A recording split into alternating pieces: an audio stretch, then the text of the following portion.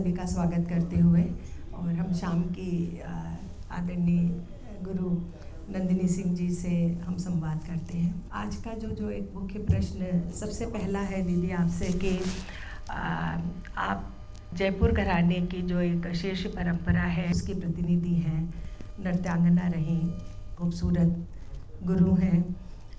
आपने जयपुर घराने के जो हमारे वरिष्ठ शीर्ष गुरु हैं हीरा लाल जी, सुंदर प्रसाद जी और दुर्गा लाल जी जैसे महान लोगों से, कला विद्वानों से आपने नृत्य की शिक्षा ली है।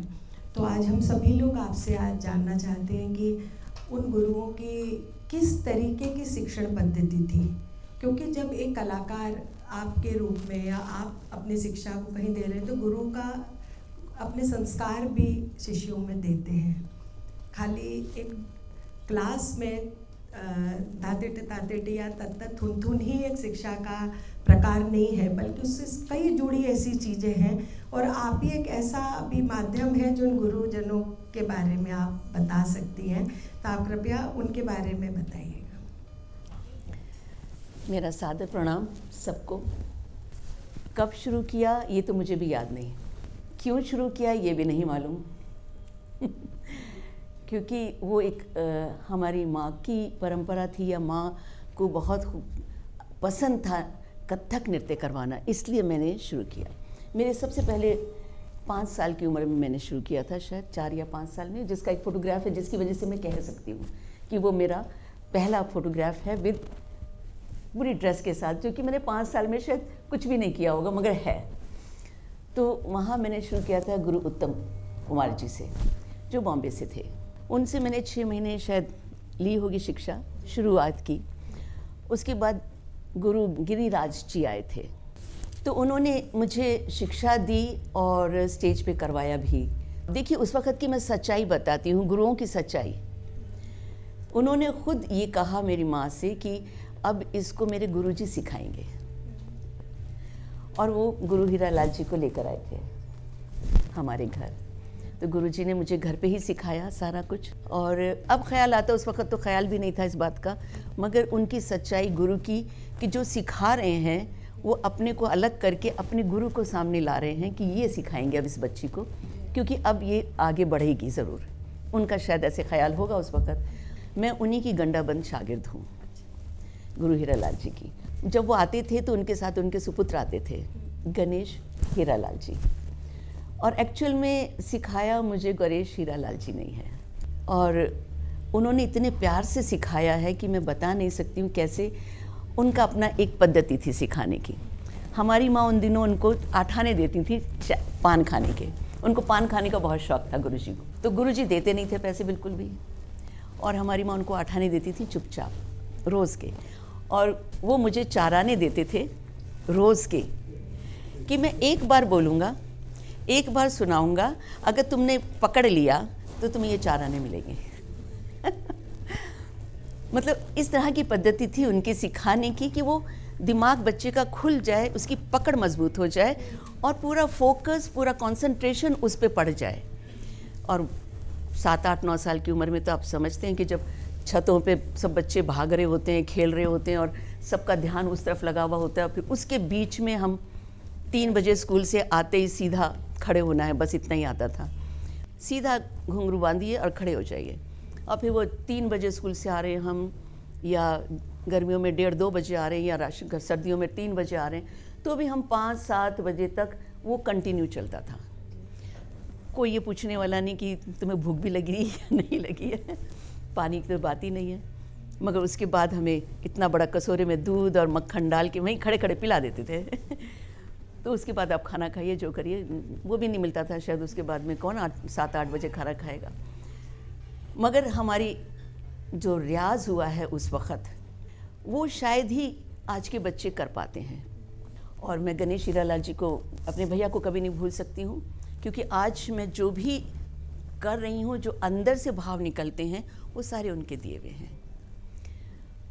मुझे ये कहा जाता था कि नज़र बनाओ।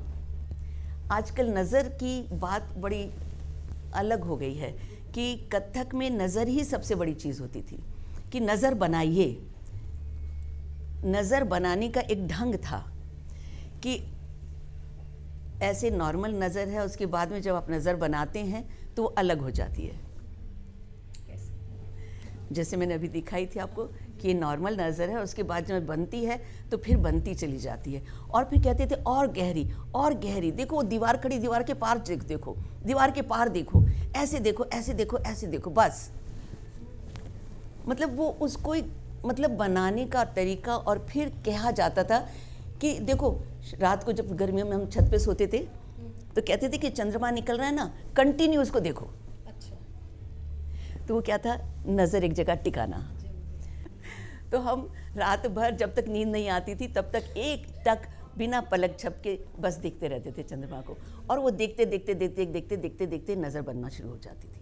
तो ये नज़र बनती थी उस तरह से। भवों का चलना जो आजकल बहुत कम दिखता है, ये आईब्रोज का जो है, भवों की भ्रकुटी का जो चलन है, ये कथक में बहुत इम्पॉर्टेंट है। हम दोनों या बहुत ज़ोर से नहीं करते हैं, कुछ भी बहुत बारीकी से होता है। इतना ही उठ जाए नज़र बहुत है, इतनी ही अगर आपकी आँख उठ गई है, ऐसे धा धा धा धा इतना कर दिया तो बहुत है। और नज़र बना के जब आप आईब्रो चलाते हैं तो वो एक ख़ास चीज़ है कथक की। क्योंकि अब नृत्य पक्ष की ही बात अगर आप लीजिएगा तो पहले के गुरु लोग थाट को कम से कम 3 या 4 साल के बाद सिखाते थे। आज हम लोग 3-4 साल में तो सोचते हैं कि बच्चा स्टेज पे पहुंच जाए। तो 3-4 साल के बाद तो थाट शुरू होता था कि थाट की अब शुरुआत होगी, अब तुम्हें थोड़ा सा बदन को अपने ठहराव आ गया है, आपने रियाज कर लिया है, टोड़े टुकड़ों पे पाँव पे अच्छा से रियाज हो गया, तो अब थाट शुरू होगा। अब मैं आपको एक छोटी सी बात बताती हूँ कि नृत्य पक्ष में जो उठान और थाट की बात है, तो उठान में हम पहले होता था कि अब तो संगत बैठती है, जो हमारे साथ पहले से कर रही है वही संगत बैठती है। तो उस वक़्त तबले पे कौन बैठे हैं हमें नहीं मालूम। तो उठान के अंदर तबला और घुंघरू, नर्तकी और तबले वादक, इन दोनों का शुरुआत होती थी एक दूसरे को समझने के लिए। उठान इसलिए होती थी एक दूसरे को समझ सकें कि मैं किस पानी में, कितने पानी में खड़ी हूँ और आप मेरे साथ कैसे संगत कीजिएगा। तो ये था उठान का चलन। उसके बाद होती थी थाट। अब मुझे थाट जब दिखाना होता है तो मैं अब ये दिखाना चाहती हूँ कि मैं कितने पानी में खड़ी हूँ, मैंने कितना सीखा है। थाट एक ऐसी जगह बन जाती है कि जहाँ आपका अंदर बाहर सब कुछ पता लगता है कि आपने कितना सीखा है और कैसे गुरुओं से सीखा है। जब आप नृत्य करके आते हैं और थाट बांध के खड़े होते हैं, उस वक़्त थाट शुरू होता है। हमारे जयपुर की एक बड़ी ख़ास बात है कि थाट जो है बंदिशों में है। थाट की बंदिशें हैं, पूरी बंदिश नाच के, चाहे उसमें चक्कर भी हैं, काफ़ी अच्छे चक्कर भी लगा लेते हैं हम लोग। चक्कर लगाने के बाद में आके खड़े हुए ना, वहाँ से थाट शुरू होता था।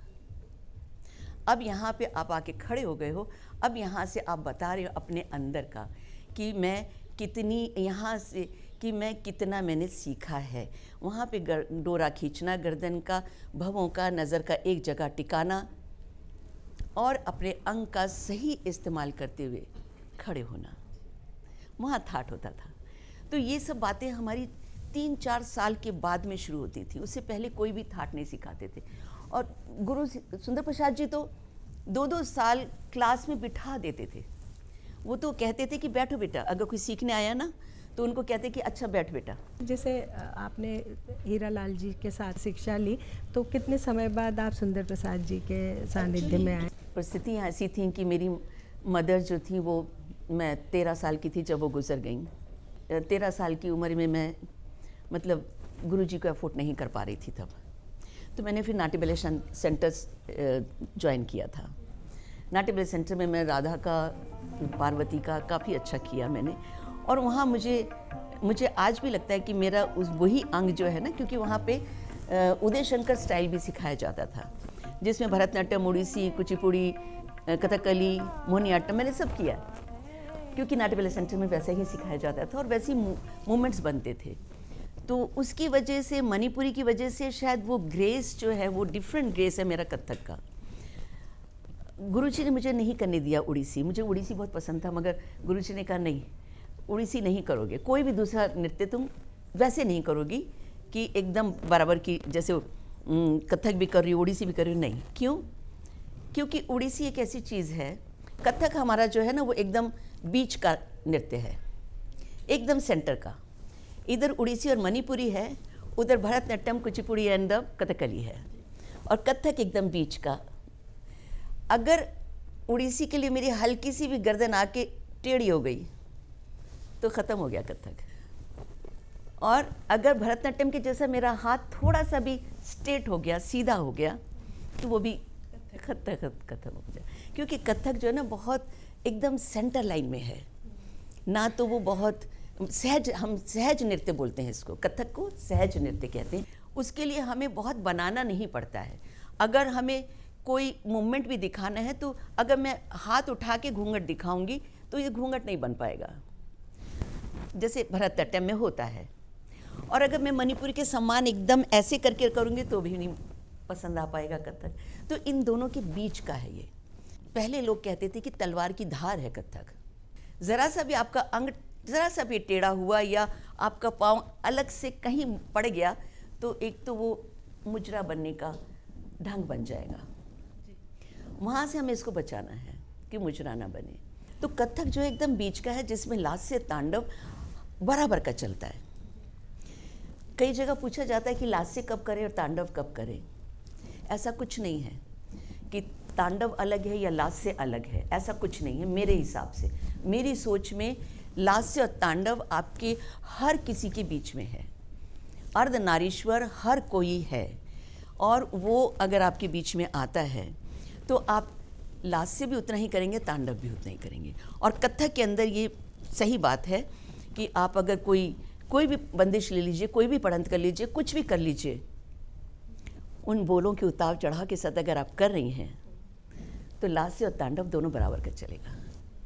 कथक को तो वैसे भी प्रचलन में कहा भी जाता है कि ये खुला नाच है। हाँ। और लेकिन यदि इसमें जो इनके बोलों की बढ़त है, हाँ। किस तरीके से होती है उसके बारे में आप बताइए।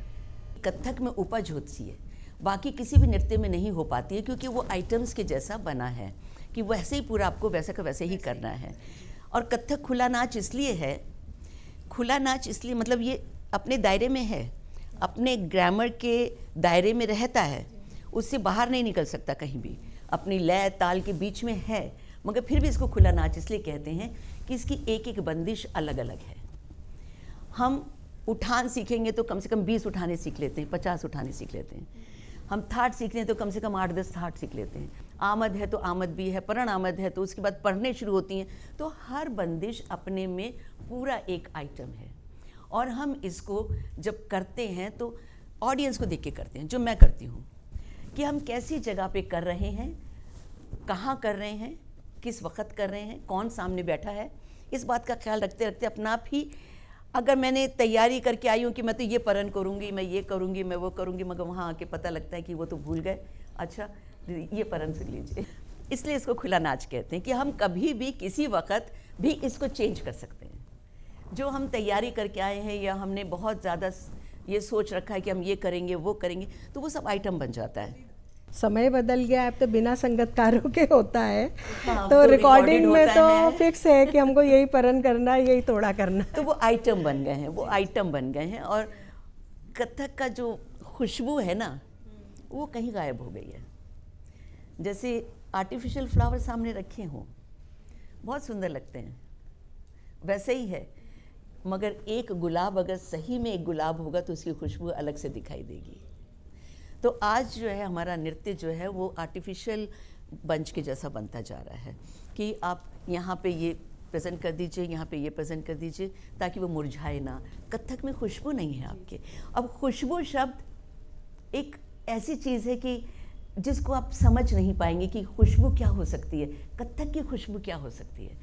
पहले के लोग यही कहा करते थे कि मेरे बच्चे को सुन लीजिए, बड़े गुरु यही कहते थे कि मेरे बच्चे को सुन लीजिए। अब कथक तो देखने वाली चीज़ है, क्योंकि एक मर्यादा होती है हर चीज़ की। एक तो उसका ख्याल रहता था, दूसरा पाँव में घुंघरू बंधे हैं ना, उनको सुनना है, वो पाँव पूरे निकल रहे हैं या नहीं निकल रहे हैं, जो बंदिश चल रही है। अगर कोई भगवान न करे कोई सुदास जी बैठे हैं हमारे उसमें, तो वो क्या देखेंगे, वो तो सुनेंगे ना कथक कैसा हो रहा है। तो उसमें आपके पाँव जो हैं वो पूरे चलने चाहिए। वो जो लय चल रही है, जो ताल चल रही है, उसके अंदर आपके मन में कहीं कुछ हुआ है और वहीं के वहीं कुछ हो गया, वही सम पे आ गए, वहीं पे कुछ करके आप आ गए सम पे। उससे पहले आपने खुद भी नहीं सोचा था उसके बारे में, उसको उपज कहते हैं। अगर आपने एक बार भी विंग के अंदर खड़े होकर देख लिया कि अच्छा ये यहाँ आ रहा है, ये यहाँ आएगा, ये यहाँ आएगा, तो वो उपज नहीं है, वो बनावा नृत्य है। और उपज के लिए मुझे लगता है, जहाँ तक मैंने देखा है, क्योंकि मैंने 3 लोगों को देखा अपने अनुभव से। गणेश हीरा लाल जी वो करते थे उपज, उसके बाद करते थे महाराज जी, बिरजू महाराज जी, उनकी उपज थी, और उनके बाद में पंडित दुर्गालाल जी, उनकी उपज थी। उसके बाद में मुझे हर वक्त लगता है कि अच्छा ये पहले देखा हुआ है, सुना हुआ है, एक बार सुन लिया तो वो उपज नहीं है, या जिन्होंने अपने आप भी बना लिया वो भी उपज नहीं है।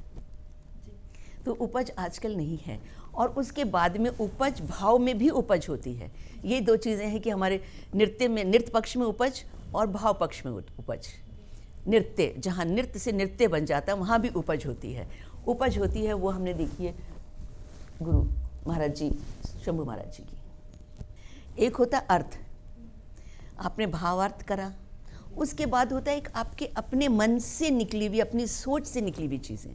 हम 3 तरह से सीखते हैं, सीखकर, गुरु से सीख के ही सीखते हैं, और सुनकर भी सीखते हैं, कि किसी की सुनी हुई बात को सुनकर भी सीखते हैं, और देखकर भी सुनते हैं, कि देखकर भी हमने सीखा है।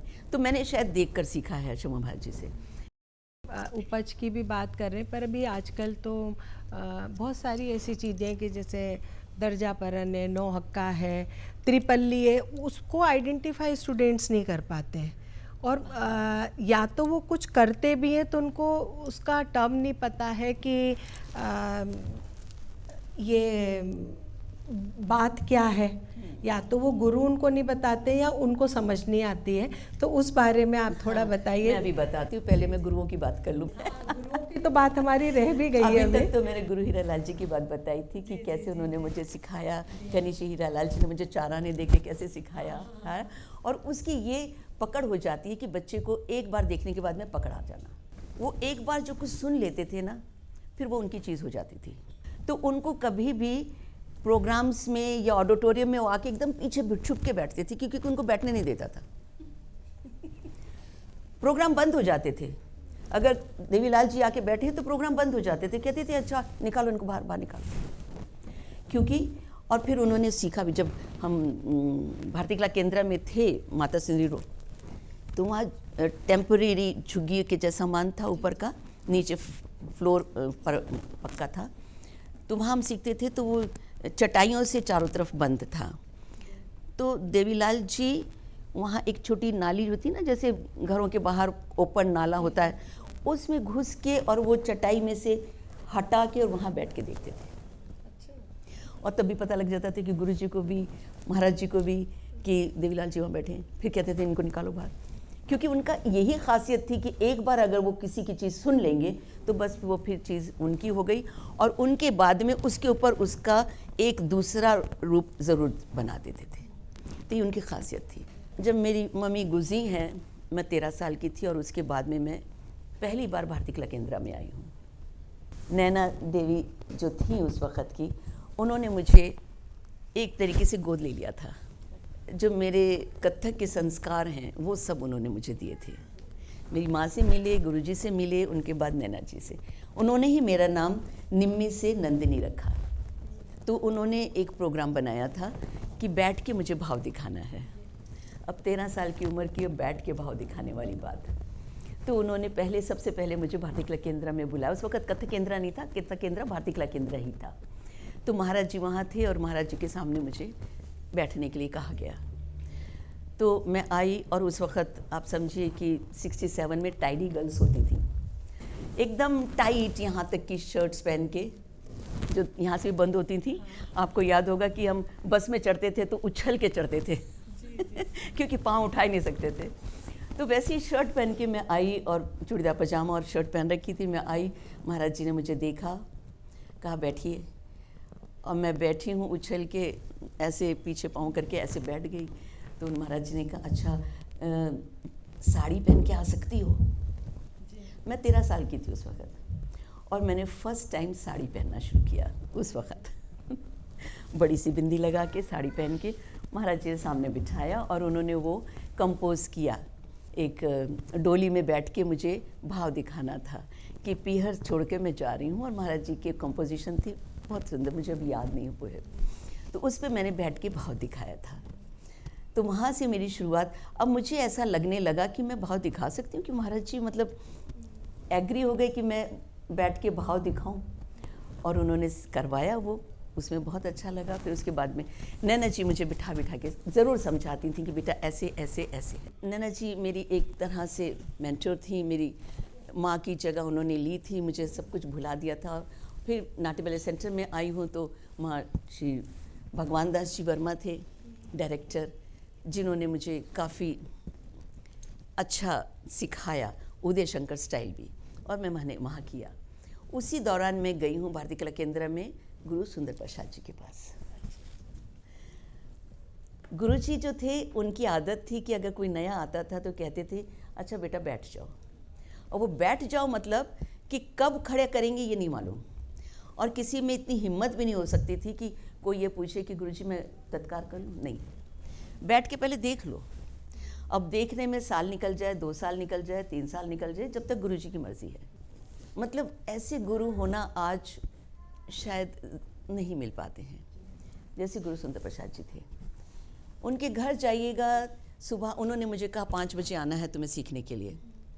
उनके घर, हम लोग मंडी हाउस में रहते थे जहाँ आज दूरदर्शन है, उसके पीछे क्वार्टर्स थे, वहाँ रहते थे, और गुरु जी रहते थे माता सुंदरी रोड पर। तो वहाँ सुबह घर से निकल के 5 बजे वहाँ पहुँचना मतलब भागना, रेलवे क्रॉस करके गुरु जी के पास, और घुंघरू बांध के खड़े हो जाना। गुरु जी अंदर से निकलते थे पूजा करके। अगर उस वक़्त हम खड़े हैं तब तो 10 बजे तक अच्छा से हो गया रियाज। अगर उस वक़्त लेट हो गए और गुरु जी आके चेयर पे बैठ गए तो उसका मतलब है कि गुरु जी की आँख बंद है।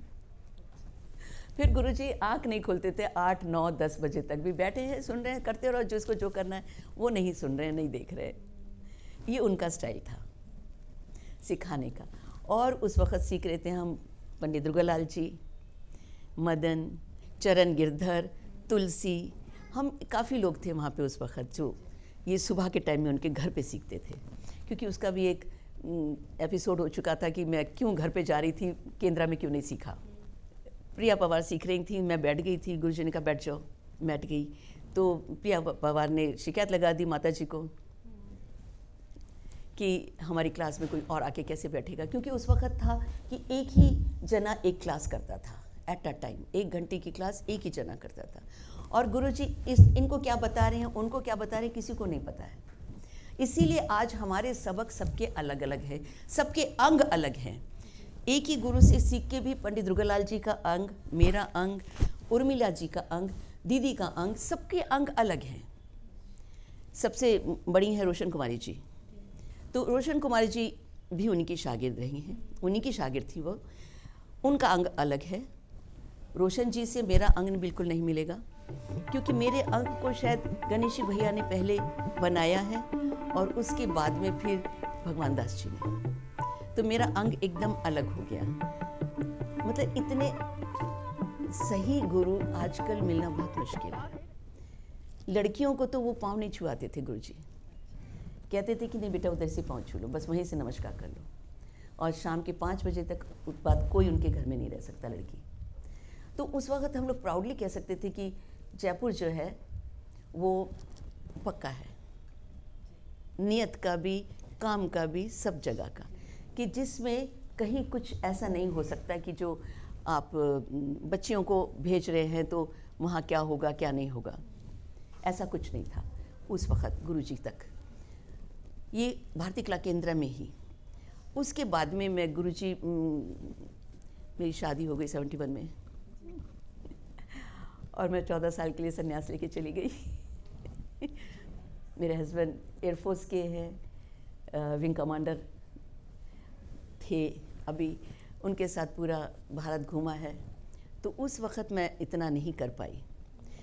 जब 14 साल के बाद दिल्ली वापस आई हूँ, तब नैना जी ने और केशव कुठारी जी ने एक दिन मैं गई थी महोत्सव देखने, कथक महोत्सव, तब उन्होंने मुझे वहीं पे और मेरे हस्बैंड को भी खूब डांट लगाई सबके सामने कि देखो क्या हो रहा है कथक का हाल, नंदिनी तुम कहाँ हो। और उन्होंने मुझे दोबारा शुरू करवाया। मैंने हस्बैंड से कहा कि देखिए ये जो लाइन है इसके अंदर आपको मेरा साथ देना होगा, तभी मैं करूँगी, नहीं तो नहीं। अब 14 साल छोड़ चुकी हूँ तो छोड़ चुकी हूँ। मगर उनकी सच्चाई यही थी कि उन्होंने मुझ पर बहुत भरोसा किया और मैंने उनका भरोसा नहीं तोड़ा और उन्होंने मेरा हर जगह साथ दिया है। मेरी पीछे की कमर जो है एकदम सीधी उन्हीं की वजह से रही है, आज तक भी उन्होंने इतना साथ दिया है, मेरा इतना साथ दिया कि मुझे दोबारा उठा के खड़ा किया, कि उन्हीं की वजह से आज मैं कर पाई हूँ। और उसके बाद जब मैंने दोबारा शुरू किया, तब केशव जी ने कहा कहाँ शुरू करना चाहती हो। मैंने कहा कि नहीं, मेरे को थोड़ा सा हेल्प चाहिए ना। तो पंडित दुर्गालाल जी ने कहा कि नहीं मैं कराऊंगा, और मैं उनके पास गई हूँ। उस वक़्त फिर एक जुनून होता है, रियाज का जो जुनून होता है ना, वो उन्होंने मुझे दिया है, पंडित दुर्गालाल जी ने। जो आज हूँ मैं यहाँ नृत्य कर रही हूँ या बोल रही हूँ या यहाँ बैठी हूँ, जो भी कुछ करूँगी उन्हीं की वजह से है। कि उन्होंने जितना मुझे सहारा दिया, पाँच महीने, ओनली 5 मंथ्स, 5 मंथ्स के बाद में मैंने 15 अगस्त को शुरू किया था, जो मेरा आज़ादी का दिन था। 15 अगस्त को शुरू करके और 2 फरवरी को मैंने संगीत नाट्य अकेडमी के लॉन में पहला परफॉर्मेंस दिया है। तो मुश्किल से 6 महीने, 5.5-6 महीने में मैं दोबारा से परफॉर्मेंस देने के लायक हो गई थी।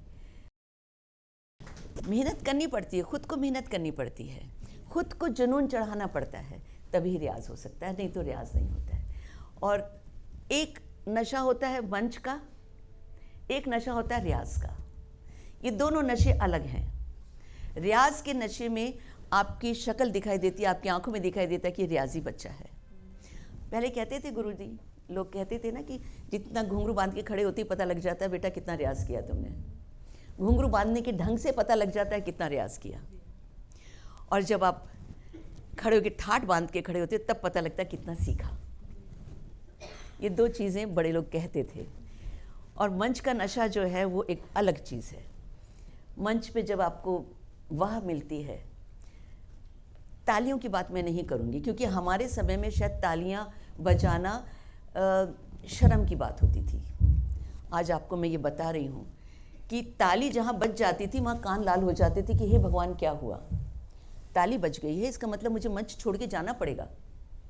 मगर आज जब तक ताली नहीं बजती तब तक कोई मंच पे नहीं आता है।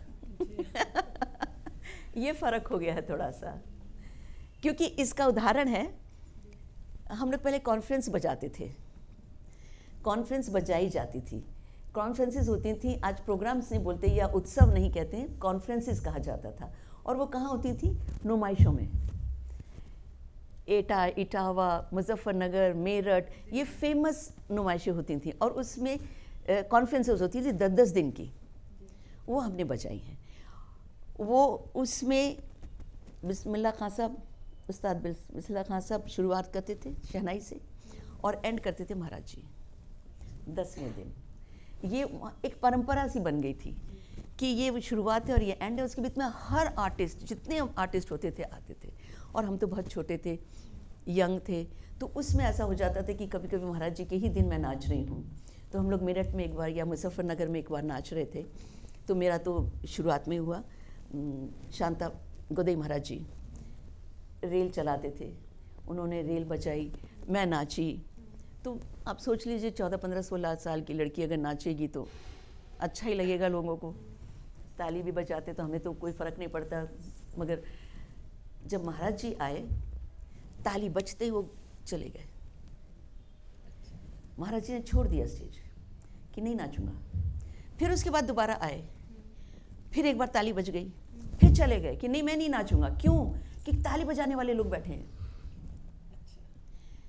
ये समझिए उस वक़्त का जो एटमॉस्फेयर माहौल था कि ताली की आवाज़ सुनकर कलाकार, महाराज जी जैसे लोग स्टेज छोड़ के चले जाते थे कि पहले उन लोगों को हटाइए जो ताली बजा रहे हैं पीछे, और पीछे के लोग बजाते थे ताली। तो पीछे के सब लोगों को कलेक्टर साहब ने निकाला बाहर। उसके बाद सुबह 3 बजे महाराज जी नाचे कि अच्छा अब शांति हो गई, इन लोगों को निकाल दिया, अब मैं नाचूंगी। मैं 2 बार नाच चुकी हूँ। मैं मतलब पहले नाची, शोर मच गया, फिर दोबारा नाची, फिर बोला गया कि नहीं एक बार और कर दो, एक बार और कर दो। और उस वक्त के परफॉर्मेंस ऐसे नहीं होते थे जो आज के होते हैं कि 1.5-2 घंटे तो आपको नाचना ही है। अब ये नहीं है कि आपके पास 20 मिनट है, 30 मिनट है, ऐसा नहीं होता है। क्योंकि 20 मिनट 30 मिनट में तो एक कलाकार गर्म भी नहीं हो पाता है, वार्म अप भी नहीं हो पाता है। उसके लिए हमें उस वक्त भी ग्रीन रूम में कम से कम आधा घंटा पहले तत्कार करनी पड़ती थी कि हम स्टेज पे जा रहे हैं, ताकि वार्म अप होके जाएं। वार्म अप होके जाने के बाद में 1.5-2 घंटा नाचना है। आजकल तो वार्म अप होने का तो टाइम ही नहीं है किसी के पास। परफॉर्मेंस की बात करें तो नृत्य पक्ष पर हम मैं लौट उसी के की बात आते बता हैं देती हूँ। जी मेरे कि गुरुओं की बात मैंने बताई आपको जी, जी, कि कितने हाँ। प्यार से मुझे सिखाया गया, जी, हाँ। किसने मुझे कैसे रियाज करवाया, और आज जो मैं हूँ उन्हीं की बदौलत हूँ। आपने अभी पूछा मुझसे कि त्रिपल्ली और दर्जापरन में क्या फर्क है। त्रिपल्ली का मतलब है 3 पल्लों वाली। त्रि मतलब 3, पल्ली मतलब पल्ले, पल्लों को पल्ली का नाम दे दिया। 3 पल्लों वाली एक जैसी जा रही है, वो तो चक्करदार हो गई। 3 बार अगर आप किसी एक बंदिश को दोहरा रहे हैं एग्जैक्टली वैसा ही, तो वो तो चक्करदार है। उसको त्रिपल्ली को हम चक्करदार ही कहते हैं। दर्जापरन जो है, जहाँ तक मैं समझती हूँ, मैंने समझा है, मैंने सीखा है, दर्जापरन जो है वो उसकी लय बनती है। उसकी लय बनेगी, आप पहले विलंबित में एक बंदिश, एक ही बोल को पहले आपने विलंबित में करी है या ठा लय में करी है, उसके बाद आपने दूसरी लय पकड़ी है, उसके बाद तीसरी लय पकड़ी है, उसके बाद चौथी, पांचवी, जितना भी। इसलिए त्रिपल्ली की बात कह रही हूँ। त्रिपल्ली दर्जापरन से क्यों अलग है?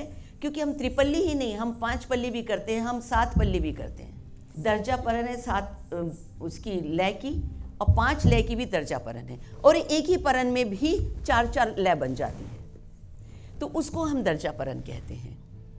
पहले मैं सुंदर प्रसाद जी की एक सुना देती हूँ आपको, जो कि एक ही बंदिश में, एक ही परन में वो कैसे लय आगे आगे बढ़ा रहे हैं।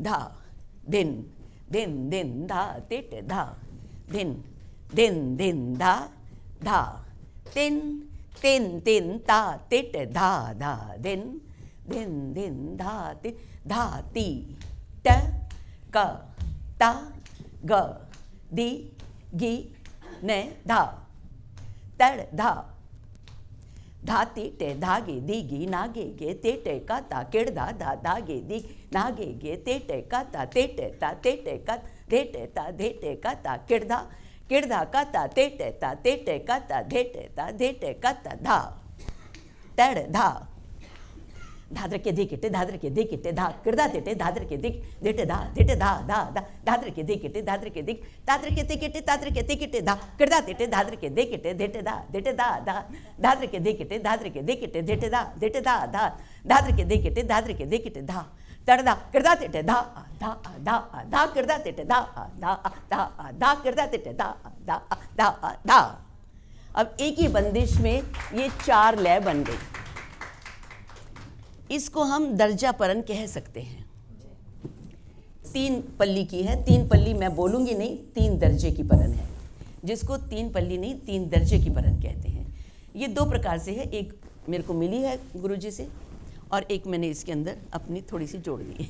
चलिए, धा दिन दिन दिन धा तेट धा धा तिन तिन तिन ता तेट धा धा दिन दिन दिन धा तेट धा धागे तेटे ता तागे तेटे किड़दे धेके धागे ने धा धात्रक धेके धात्रक धेके धेट धा धेटे धा धा धा धेट तगन ने धेट तगन ने धात्रक धेके का तागा धीगे धा ने धा धा धागे तेटे ता तागे तेटे किड़दे धेके धागे ने धा धात्र के धेके धेटे धा धा धा धेट तगन ने धेट तगन धात्र के धेके का तागे धीगे ने धा धा धा नहीं धा धागे तिटे ता तागे तिटे कदे देकेटे धागे ने धा धाद्रके देकेटे धाद्रके देकेटे देटे धा धा दे तगन धाद्रके देकेटे कदे देगे ने धा धागे तिटे ता तागे तिटे किड़दे देकेटे धागे ने धा धात्रक देकेटे धात्रक देकेटे देटे धा देटे धा धा धा दे तगन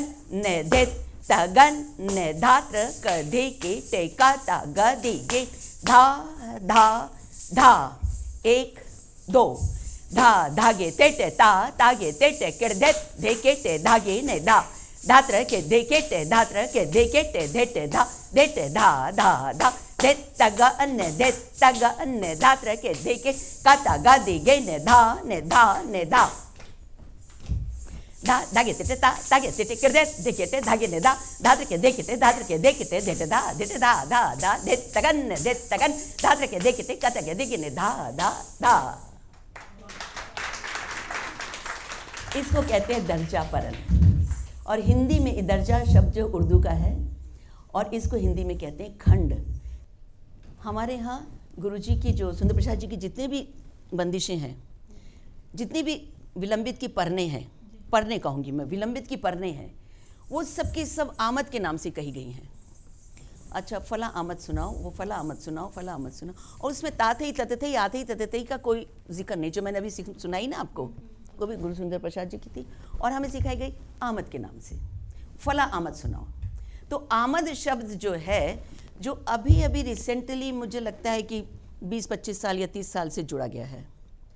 तो उस वक़्त जो आमद का मतलब था, अब दरबारों में नृत्य हो रहा है और कोई बंदिश आई है, बहुत खूबसूरत ढंग से आके सम पे आई है, तो कहा गया वाह क्या आमद हुई है, क्योंकि आमद शब्द का मतलब है आगमन। आगमन, तो क्या कहा गया, वाह क्या आमद हुई है, सम पे आने की, उस बोलों के, तो इसलिए उसको आमद कहा गया।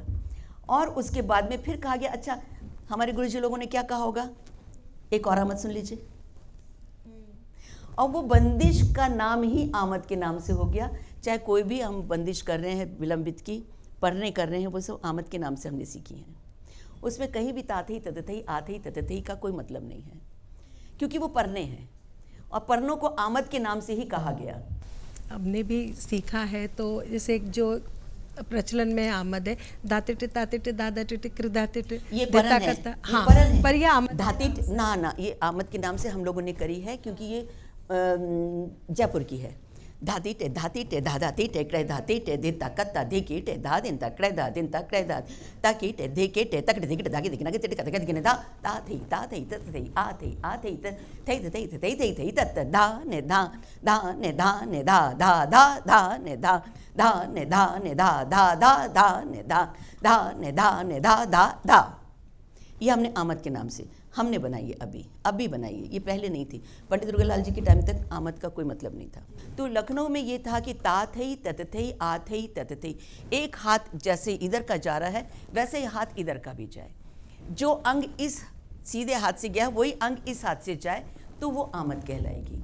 और उसके अंदर ताथई ततथई आथई ततथई के बोल होना जरूरी है। जयपुर में नहीं है। धाता का थूंगा, धाता के थूंगा में भी यही है जी।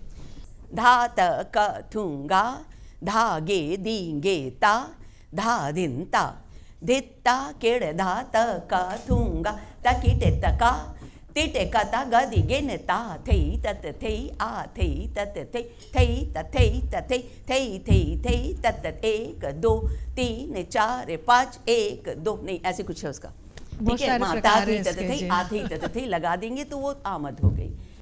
मेरी बड़े गुरुओं से बात हुई थी, मैंने पूछा था कि अगर सीधा और उल्टे अंग को बराबर ही करना है तो हम ये क्यों नहीं कर सकते, धाधा धातीटे धातीटे धाधा तीटे क्रय धातीटे क्रय धा देता देता कत्ता कत्ता देकेटे देकेटे धा दिनता क्रय धा तकटे दिकटे कतके दिकने तकटे दिकटे कतके दिकने धा धा आधा धा आधा धा तकटे दिकटे कतके दिकने तकटे दिकटे कतके दिकने धा धा आधा धा आधा धा तकटे दिकटे कतके दिकने तकटे दिकटे कतके दिकने धा धा आधा धा आधा धा। अब इसको क्यों नहीं आमद कह सकते, अगर बराबर का ही अंग जाना है तो इसमें ताथई ततथई का कोई मतलब नहीं है, परन है ये। तो हमारे यहाँ जो मुझे सिखाया गया है मेरे तक, वो आमद का मतलब था परने, विलंबित की लमछड़ परने। अब एक शब्द और भी जुड़ गया है, लमछड़ परने। विलंबित में लमछड़ परने, जिसकी एक परन कम से कम 8 विलंबित की आवर्तनों में आ रही है, तो आप समझिए कि वो मध्य में कितने में आएगी और ध्रुत में 32 पे पहुंच जाएगी, 32 आवर्तन लग जाएंगे, तब जाके कहीं वो बनेगी, तब जाके कहीं ख़त्म होगी। मैंने अपना कंट्रीब्यूशन थोड़ा सा इतना डाला है इसमें नृत्य पक्ष में कि मुझे जितनी भी चीज़ें मिली मेरे गुरुओं से, मैंने सब पर्णों को, सबको कमाली और फरमाइशी में बदला है। जी हाँ, आपसे मतलब जानना जोड़ा है। चाहेंगे हर आप। परन को कमाली और फरमाइशी बनाया है, हर परन को, हर टुकड़े को, तोड़े को, सबको कमाली और फरमाइशी बनाया है। इवन देखिए ना, जो छोटे बच्चे करते हैं ना, पहला टुकड़ा है तत तत तत तत तिगधा दिग दिग थई। पहले क्या करते थे? तत तत थुन थुन तिगधा दिग दिग थई। इस टुकड़े को भी हमने कमाली और फरमाइशी में बनाया। मतलब आप किसी भी चीज़ को कर सकते हैं अगर आपको थोड़ा सा समझ आ जाए, मन में बैठ जाए कि कमाली और फरमाइशी में क्या। देखिए, कुछ एक आध बंदिश बताइए, आप अपनी बनाई हुई कुछ सुनाइए। नहीं, मेरी बंदिश तो नहीं है, मेरे सब गुरुओं की है। मेरे को तो अगर कुछ नया आ जाता है तो मैं यही कहती हूँ थैंक यू क्योंकि मुझे पता है कि मेरे गुरु यहाँ खड़े हैं और उन्हीं की वजह से वो आई है, क्योंकि वो खुद नहीं बोल पाते, मेरे मुंह से बुलवा देते हैं। तो मैं अपनी नहीं कहूँगी, उन्हीं की है सब कुछ, है ना। विलंबित की है, धाते की थुंगाई है आपकी।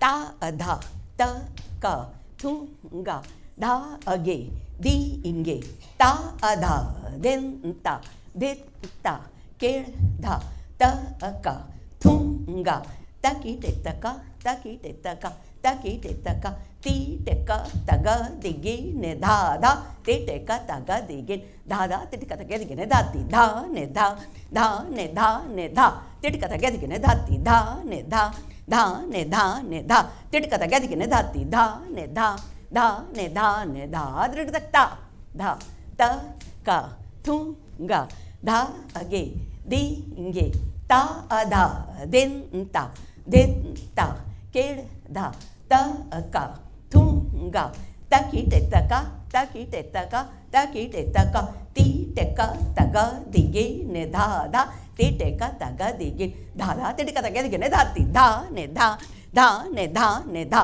ते टेका तगा दिगे ने धाती धा ने धा धा ने धा ने धा ते टेका तगा दिगे ने धाती धा ने धा धा ने धा ने धा दृढ़ तकता धा त का थुंगा धा अगे दी गे ता अधा दिन ता केड़ धा त का थुंगा तकी टे तका तकी टे तका तकी टे तका ती टेका तगा दिगे ने धा धा ते टेका तगा दिगे धा धा ते टेका तगा दिगे ने धाती धा ने धा धा ने धा ने धा ते टेका तगा दिगे ने धाती धा ने धा धा ने धा ने धा ते टेका तगा दिगे ने धाती धा ने धा धा धा धा धा। तो ये मुझे मिली है एक पल्ली की थी मुझे मिली, उसको चक्करदार किया, फरमाइशी किया और मैं कुछ और करा देती हूँ और फिर उसके बाद में इसको कमाली किया। मतलब एक ही को नहीं, सबको किया। सबसे बड़ा मुख किसका है? हमारे पंचमुख हनुमंत में सबसे बड़ा मुख नरसिंह भगवान का है। उसके छोटा मुख होगा, फिर उससे छोटा मुख होगा, उसके छोटा मुख होगा, उससे 5 मुख हैं, आखिर में गरुड़ भी है वहाँ पे, है ना। तो इसीलिए इसका नाम पंचमुखी हनुमंत रखा था। तेट कल 1 2 3 4 कत तेटे तेटे कता गदिगे धात्र कधि के ते कता गदिगे धा ने धा ने धा धा गे ने धात्र कधि के ते कता गदिगे ने धा कत तेटे तेटे कता गदिगे धात्र के धि के ते कता गदिगे धा ने धा धा गे ने धात्र के धि के ते कता गदिगे ने धा कत तेटे तेटे कता गदिगे ने धात्र के धि के ते कता गदिगे ने धा ने धा धा धा गे ने धात्र के धि के ते कता गदिगे ने धा कत तेटे तेटे कता गदिगे ने धात्र के धि के ते कता गदिगे ने धा ने धा ने धा धा गे ने धात्र के धि के ते कता गदिगे ने धा कत तेटे कता गदिगे ने धात्र के धि के ते कता गदिगे ने धान धान धा गे ने धात्र के कता गदिगे ने धा। ये हमारा गरुड़ बन गया। तो इसी तरह ये दर्जा परन जिसमें आप एक लय से दूसरी लय और तीसरी लय दिखा रहे हैं, त्रिपल्ली जो होगी वो चक्करदार होगी, जो एक ही बोल को आपने 3 बार दोहरा दिया वो त्रिपल्ली होगी। जैसे अभी आपके एक बड़ी खूबसूरत चीज़ है जो सभी लोग देखना चाहते हैं, घूंघट का जो गत निकास है। तो मैं भाव पक्ष की तरफ चलेंगे थोड़ा सा। हाँ। उससे पहले हम कवित कर लेते हैं, ठीक है ना? ठीक है, हाँ। एक समय मिला था दीदी जब मेरे को कवित बनाने का थोड़ा सा शौक चढ़ा था, वो भी एक कारण से। थाट में एक शब्द आता है कटाक्ष, कि आप जब थाट बना के खड़े होते हैं तो कटाक्ष की नज़र से देखिए, एकदम गलत है, क्योंकि कटाक्ष का मतलब होता है, और नृत्य पक्ष में हम सिर्फ ध्वनि पे नाचते हैं, लय पे और ध्वनि पे। जो ता थई तत थई आ थई तत थई का कोई मतलब नहीं है, ऐसे बोलों पे हम नृत्य करते हैं, उसको नृत्य पक्ष कहते हैं। उसमें थाट आता है, और थाट के अंदर आप कटाक्ष शब्द, जिसका कि अर्थ होता है, कटाक्ष करते हैं हम, प्रेम कटाक्ष करते हैं, या व्यंग कटाक्ष करते हैं, या घृणा की करते हैं, या क्रोध का करते हैं। कटाक्ष का कोई भाव होता है, कोई मतलब है कटाक्ष। अगर आप प्रेम में हैं तो आप कटाक्ष कैसे देखेंगे कि आप देखना चाहते हैं उधर और नहीं देख पा रहे हैं, तो आप धीरे धीरे धीरे धीरे वहाँ देख के वापस आ जाते हैं कि कोई है ना, उसको देखा फिर वापस आ गए, या वहाँ देखा और उसको देखते रह गए और फिर नीचे आ गए। इसको कहते हैं कटाक्ष। जब आप कनखियों से देखना शुरू करें कि आपने आँखों की कनखी से देखा है, तो इसको कहेंगे कटाक्ष, कि आपने कैसा प्रेम कटाक्ष किया है या व्यंग कटाक्ष किया है, फर्क पड़ जाएगा। तो कटाक्ष शब्द यहाँ थाट में नहीं आएगा, यहाँ थाट में आता है सीधी नज़र, आपके नाक के बीच में दोनों आंखें पड़ी हों और तब आप सीधा देख रहे हैं और तीखी नज़र से देख रहे हैं, एकदम आंख बना के देख रहे हैं, सीधा देख रहे हैं। कटाक्ष नहीं, कटाक्ष आपके कोनों में आता है, तो कोनों में देखना थाट में नहीं है। मेरे ख्याल से मैं जो करती हूँ, मैंने जो सीखा है वो यही है कि बेटा थोड़ा सा अपने मुंह को घुमा लो, यहाँ है, अब यहाँ देखो। अब मैं इतना भी देखूंगी तो भी गलत हो जाएगा, मुझे वहाँ देखना है तो मुझे थोड़ा सा और घुमाना पड़ेगा, तब मैंने वहाँ देखा है। अगर मैंने सही से नहीं देखा है तो ना एंगल बन पाएगा और ना ही आपकी नज़र बन पाएगी।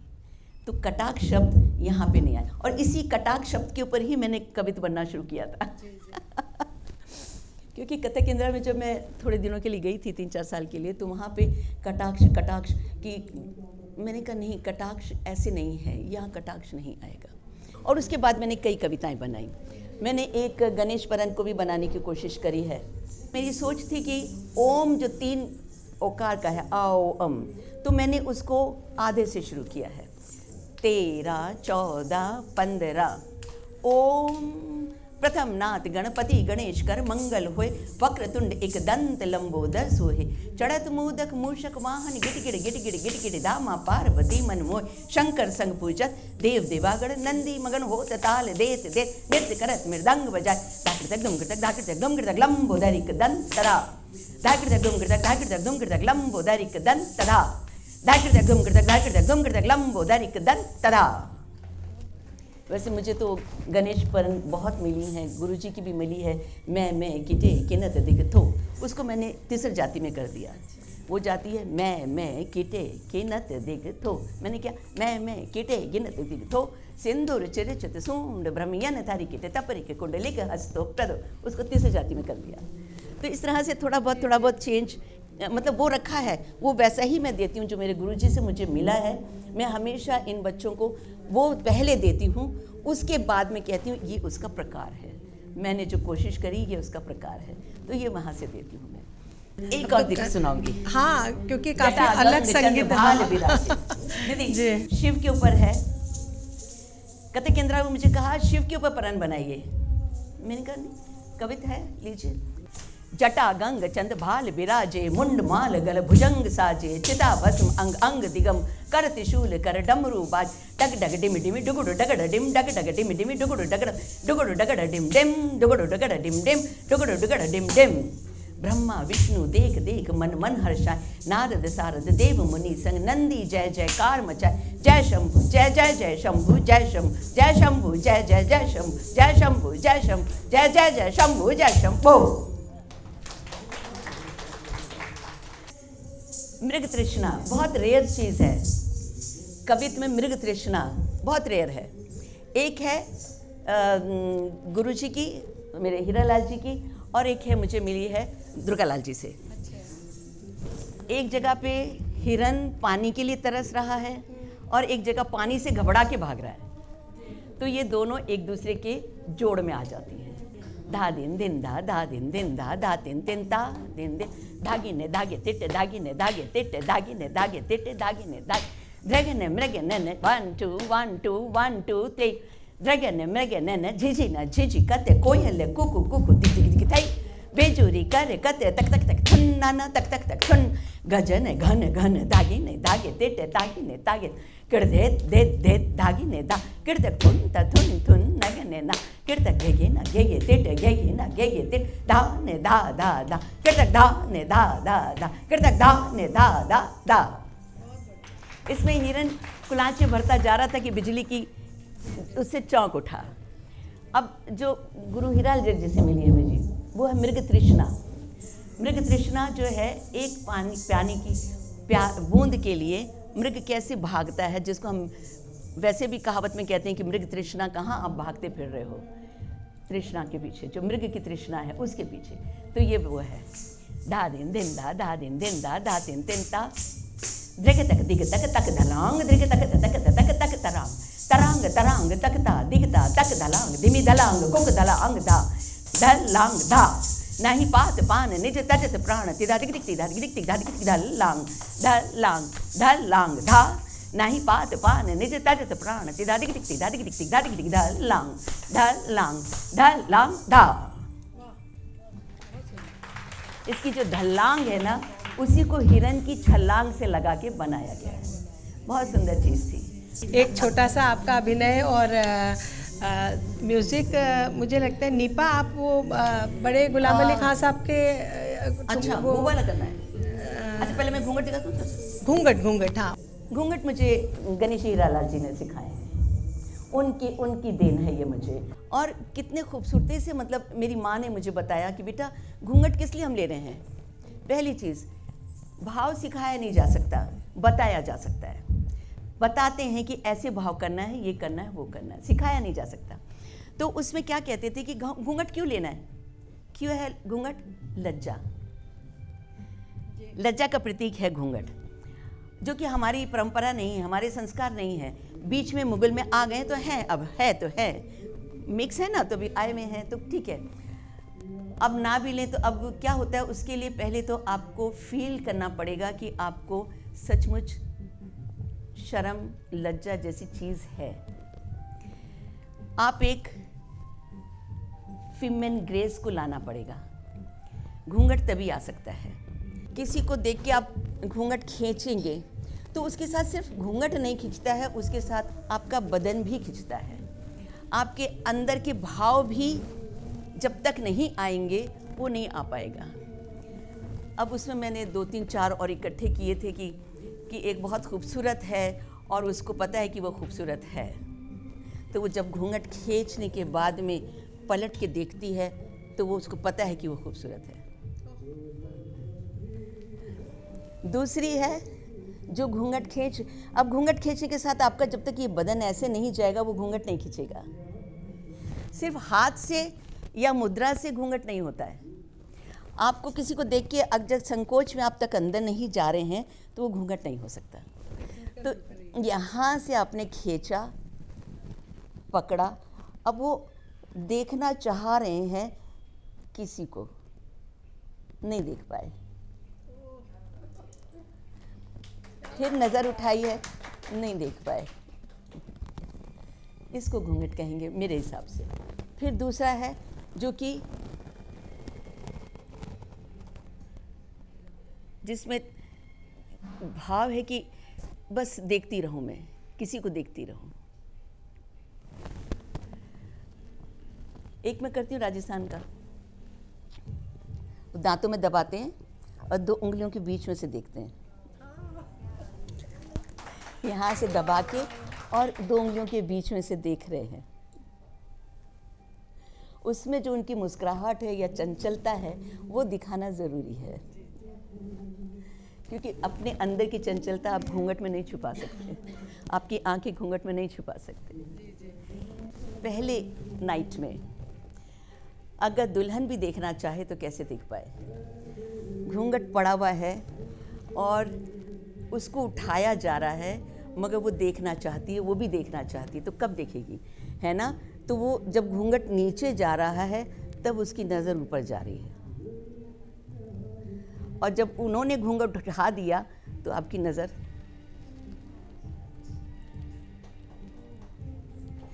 फिर अगर आपने देखना चाहा तो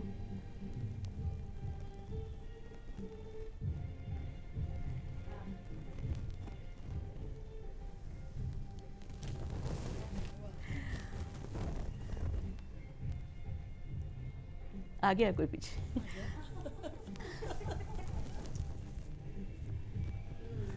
मगर घूंघट के साथ जब तक चाल ना हो ना तब तक मज़ा नहीं आता है। उसकी मैंने अलग अलग चालें भी बनाई थी कि चाल हम कैसे, हर घूंघट की अपनी एक चाल होती है। तो ये छोटे छोटे घूंघटों की बातें थी कि कैसे आप, उसके लिए आपको बस फील करना चाहिए, फील करना चाहिए। मैं हाथ उठा के घूंघट नहीं ले सकती, अगर मेरी बगल उठ गई है तो वो घूंघट नहीं बन पाएगा। जब तक कि ये आपका अंदर नहीं जाता है तब तक कि ये आपका घूंघट नहीं बन पाएगा। वैसे तो घूंघट मैं कहती हूँ कि आँखों की शर्म है, अगर आपकी आँखें नीचे झुक गई हैं तो घूंघट बन गया। लीपा से रिक्वेस्ट करती हूँ कि वो खान साहब की ठुमरी थोड़ा सा लगा दे, तो ये थोड़ा सा अभिनय बस एंड इसी से हम लोग करते हैं अब। तो याद पिया की आए, हाँ।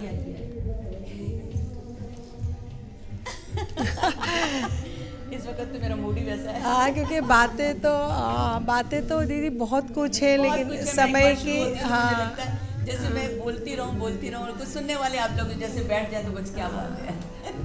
चलिए दी चलिए। मैंने सेज सजाई है,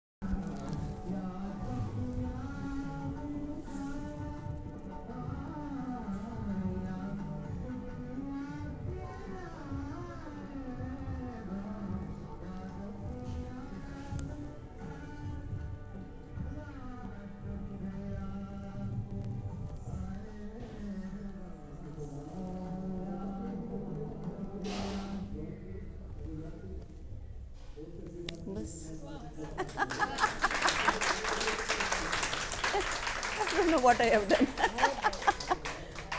बहुत ही ये ऐसे सुन के पता नहीं सुंदर शाम दीदी आपके साथ रही। थोड़ी सी दिखाने की कोशिश करी थी कि बिंदी लगाते हुए माँ याद आ गई, या पायल की आवाज़ थी पहले तो उसको उसकी आवाज़ से याद आ गई, या अपनी बैंगल्स को देख के ही याद आ गया, है ना। तो ये छोटे छोटे, इसको उपज कहते हैं, इसको उपज कहते हैं। बहुत ही सुंदर और खाया नहीं जाती। उपज की शाम रही दीदी आज आपके साथ। और हम चाहेंगे कि आप फिर कभी भी एक वक्त दें। आप बुलाइएगा तो हाँ? हो जाएगा। तो कथक मुझे प्यार करे या मैं कथक को प्यार करूं, वो मेरे गुरुओं की देन है बस। बहुत बहुत धन्यवाद। बहुत बहुत धन्यवाद।